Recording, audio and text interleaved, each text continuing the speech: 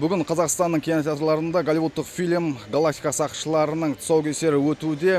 Атырауда да бұл фильмнің жанкүйерлері табылып жатыр. Әсіресе кішкене балалар мұндай фантастикалық жанрдағы фильмді жақсы көретіні белгілі. Ал үлкендер жағы болса, өкінішке орай қазақша көрсетілімді аса қуанышпен қарсы ала алмады. Рейтингтер бойынша бұл жылдың ең көп күтілген фильмдерінің бірі. Атыраулықтардың пікіріне ешбір рейтинг әсер етпейтін сыңайлы. Әсіресе қазақ тілінде жазылған дүниелер тіптен. Бүгін бүкіл журналист қауымына жұмбақ сауал бар.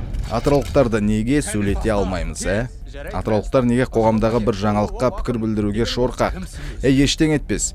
Бұған дейін Голливудтың 10-ға жуық фильмін қазақшаға аударған болашақ қауымдастығы аса қиныла қоймас. Олар Алматыда 31 шілдеде өтетін фильмнің тұсаукесеріне балалар үйінің тәрбиеленушілерін, болашақ бағдарламасының түлектері, жастар ұйымдарының, болашақ қауымдастығының мүшелері, серіктестер мен жоба ұйымдастырушылары қатысады деп жоспарлаған.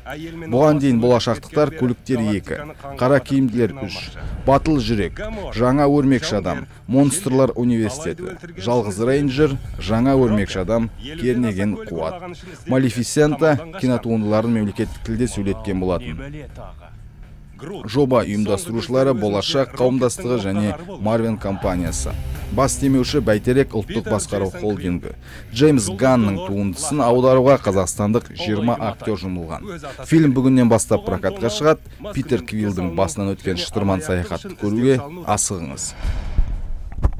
Кешіріңіздер. Қалай жұмыс істейтін білмеуші едім. Осы жазда. Ей, андағы менікі. Иттің баласы.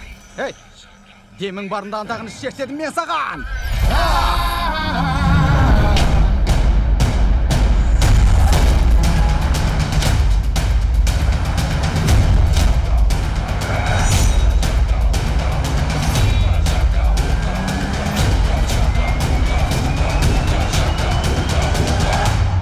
Олар өздерін галактика сақшылар деп атайды.